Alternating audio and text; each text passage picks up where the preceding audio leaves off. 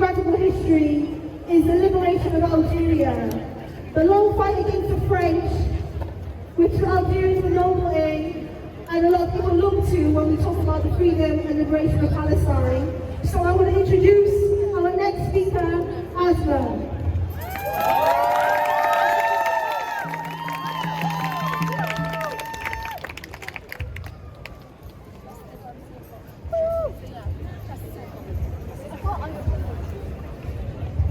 Hi everyone. So today we gather to reflect on the powerful legacies of resistance and the struggle for liberation exemplified by the Algerian resistance, the Black Panther Party, and the insight of one of the most influential black thinkers, Frantz Fanon. So the Algerian War of Independence, which erupted in 1954, was not merely a struggle against colonial rule. It was a fierce assertion for identity and dignity. The National Liberation Front mobilized the people. Their struggle was marked by an immense sacrifice, with the Algerian people united to challenge the brutal realities of the French colonialism. This fight was a testament to the resilience of the people who refused to be subjugated, illustrating the indomitable spirit of a people yearning for self-determination. And they could kill as much as they wanted to. They could never kill our spirits. And I believe that they could never kill the Palestinian spirit as well. So the French used systemic rape and torture, and they had organized rape and torture sessions. Amongst other examples, they used to tie families and train dogs to maul them to death, forcing family members to watch them. They used to gather thousands of people.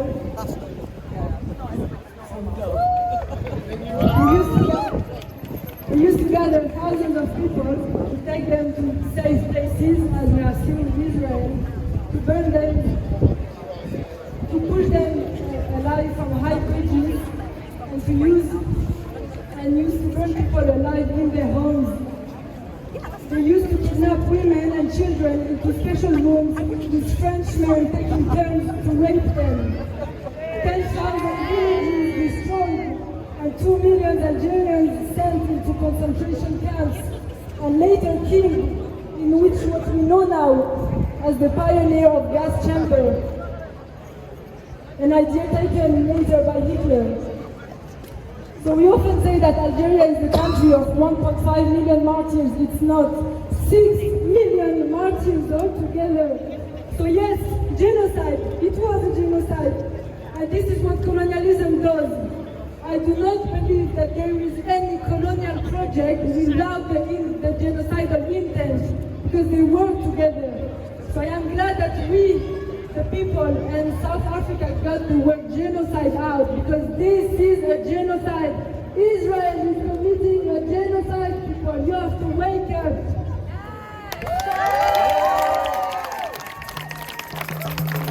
At the same time, in the United States, the Black Panther Party emerged in the 60s, inspired by a similar quest for justice and empowerment. The Black Panther Party emerged during a time of profound social upheaval, fueled by systemic racism, poverty, and oppression.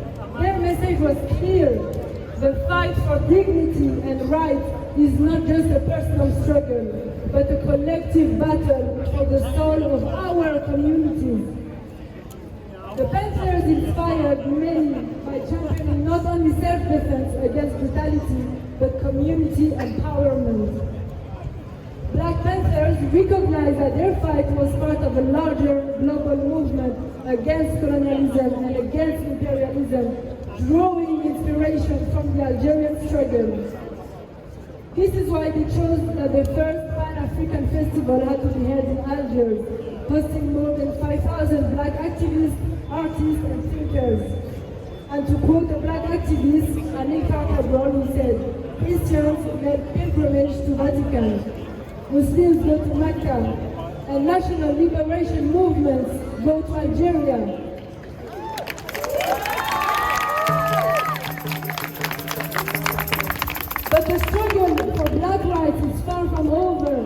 resist the Palestinian struggle. Each of us has a role to play in this ongoing fight.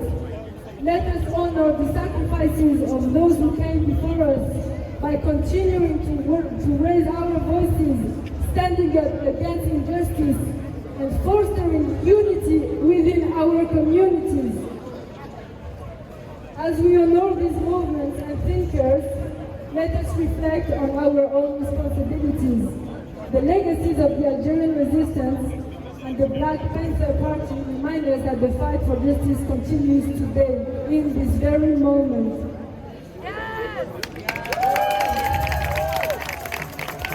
And we are called to confront injustices in our societies and to work toward a world where freedom, dignity, and equality are not just aspirations, but realities.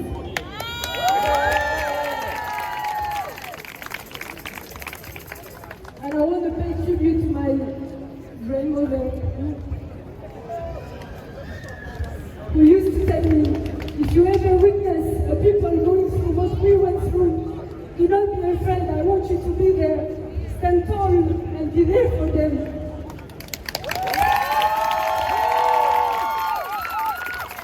And I want to end by highlighting a very meaningful phrase, which is the symbol of the Algerian resistance.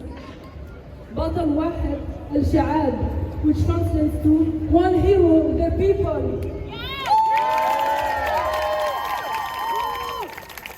And we must remember that the resistance, the freedom fighters are heroes. And you, the people who have opposed the genocide for a year, are heroes as well. And I'm so proud of each and every one of you for standing here today. تحيا جزائر وتحيا فلسطين. Thank you.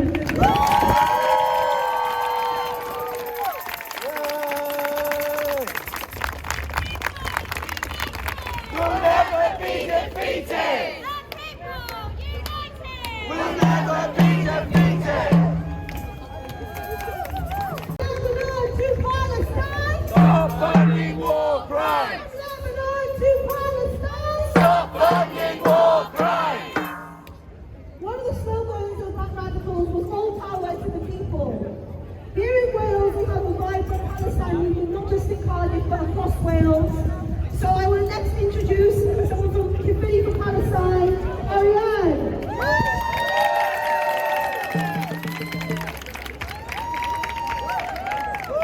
Everyone, bear with me because I didn't prepare anything. Can you hear me? I'm Ariane. I travelled down from Kifili today. We have our own little group there. There are all sorts of groups all over the valleys, all over Wales, all doing what's right, you know, because I think one of the most human things really hardwired into us is community and solidarity. So,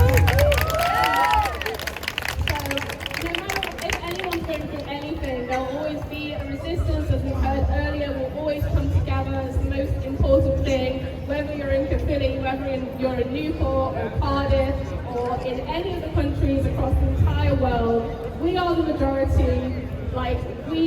What we're doing is very much what the world wants to happen. Everyone is on the street, in every city, week after week, month after month, hopefully not year after year, all fighting for the same things that we are today here.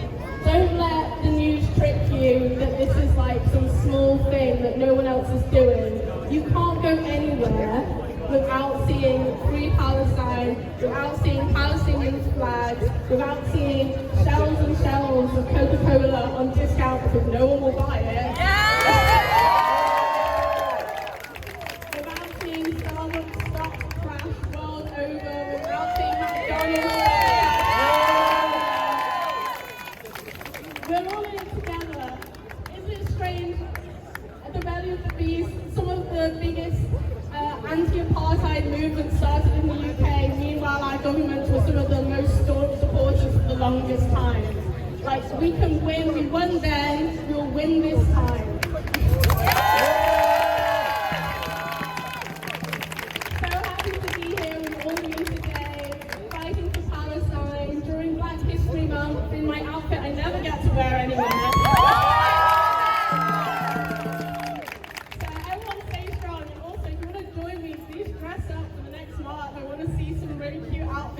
here as well. You've got to remember what we're fighting for. What do we need to be free for? The killing, the genocide, all of it is horrible. We have to remember we're fighting so that people the world over can be free, can have fun, can have community, can have dinner with their families, can have a laugh, can go to the movies. Always remember why we're out here. Free Palestine.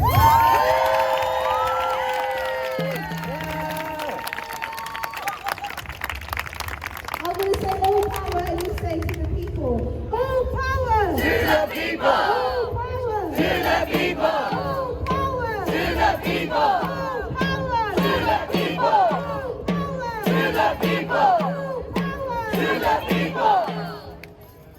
So I think it's important that we always come together and recognise how amazing this Palestine movement has been, that we've grown over the last years, not just year. I want to introduce our next speaker, someone who's a part of the Palestine movement here in Cardiff. I want to introduce Frankie.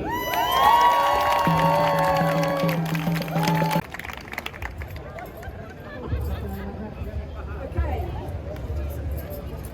Just get my glasses. I think we just had some amazing speeches. They were just fantastic. So thank you, thank you, thank you. Right, this is a year has passed and we are not the same.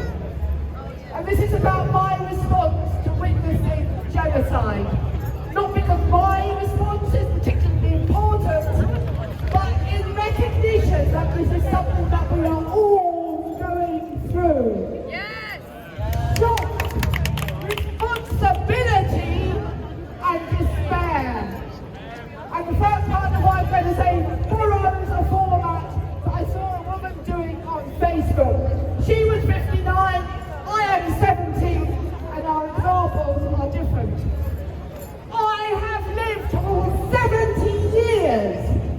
70 years of good things, bad things, ordinary things, and never in all those 70 years have I seen a child watching his father burn alive and crying out, "My father is dead, where am I supposed to go?" I have lived for 70 years, 70 long years of wind and rain and sunny days and snowy ones, 70 years, and never before have I seen a parent, a father, wandering around, holding his child's torso and asking, "Have you seen my child's head? Have you seen my child's head?" I have lived for 70 years of ideas and conversations, and never have I seen a university building blown up. Just not.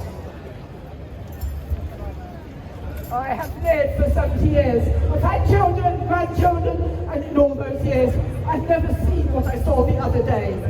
At the Rafah border crossing, a young Israeli woman with her baby nestled safely on her back in a neat little baby carrier, and she was standing with her baby on her back, this Israeli woman, in front of a food aid truck, preventing that truck from delivering food to starving children in Gaza. Never in 70 long years of living have I seen such deliberate stopping of medical aid, deliberately imposed starvation, deliberate targeting of health workers, journalists, poets, deliberate murder of children, deliberate, perverse and obscene human sacrifice. Despair is an indulgence for people of the West. Despair. So how do we respond to this? And out of nowhere came a thought. It was like an inspiration, a thought that seemed to come from the sky.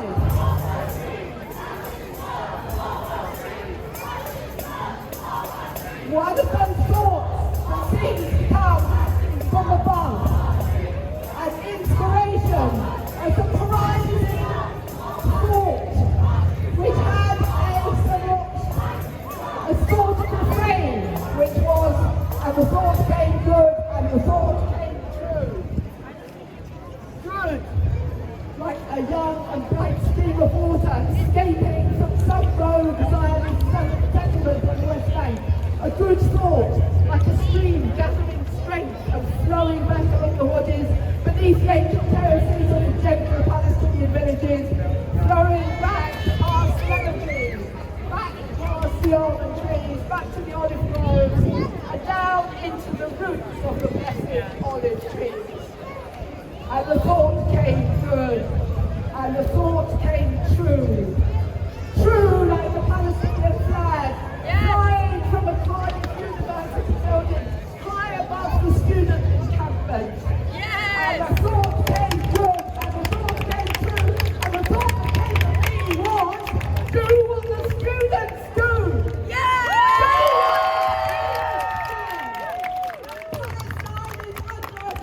What do we do? Stand up, fight back!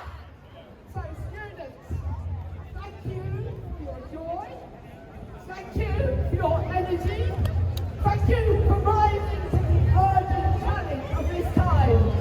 Thank you for defending and protecting the heart of the world. And thanks also for holding those war criminals, the RAF and the NOD to account. And making sure that they come out of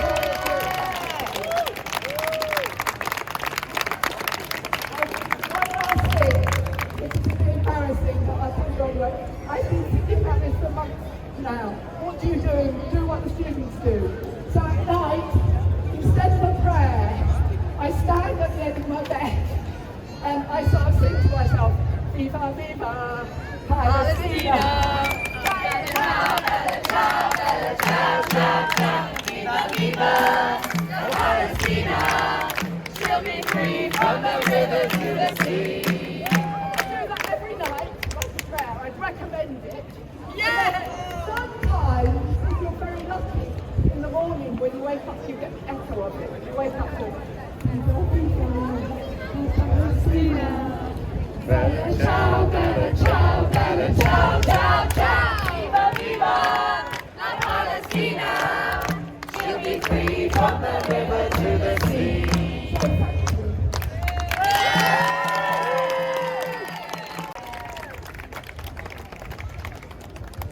I think it's also important to recognise the other groups that have been birthed out of this Palestine movement here in Cardiff, the groups that cut through the Israeli propaganda and lies. So I want to introduce our next speaker, Aidan from Primary Place for Palestine. Hi. Okay, I'm gonna get this up. So, I'm studying sociology at Cardiff College at the moment, and we just covered feminism. And we looked at the different types of feminism: liberal feminism, Marxist feminism, intersectional feminism. And I was thinking, I could write something academic about this, but it doesn't feel from the heart. So this is some spoken word inspired by my frustration with white feminism.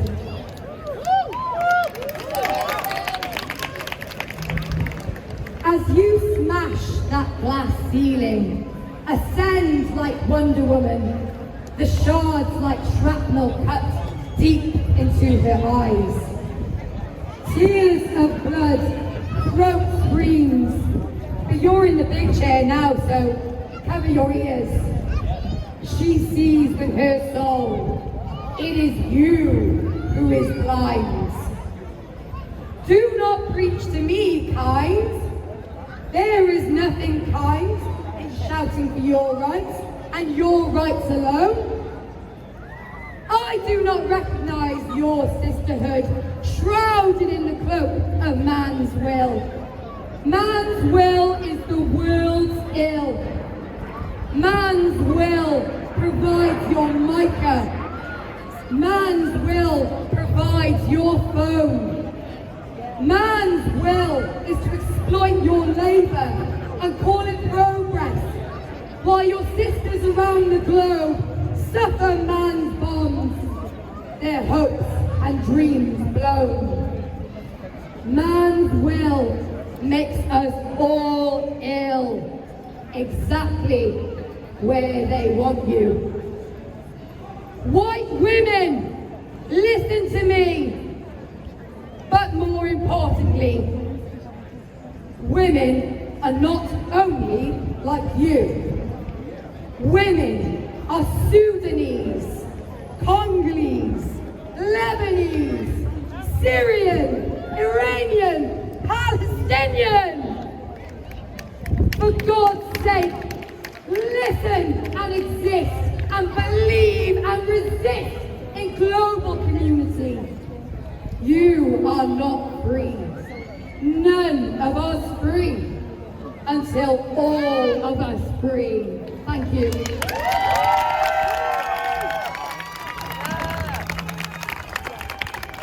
We say this every time we come out, but linking the struggles is so important because they were tied together by the same imperialist systems.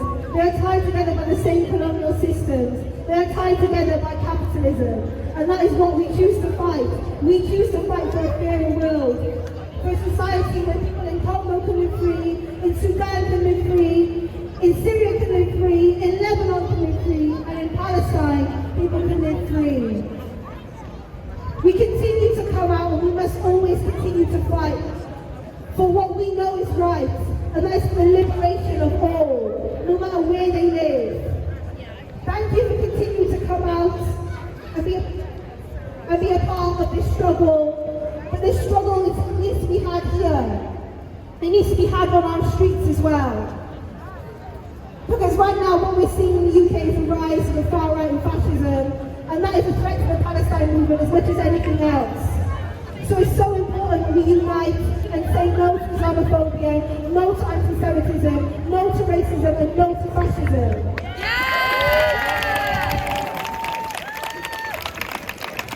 People are talking about us are threatened by the Palestine movement, because at the core, the Palestine movement is an anti-racist movement.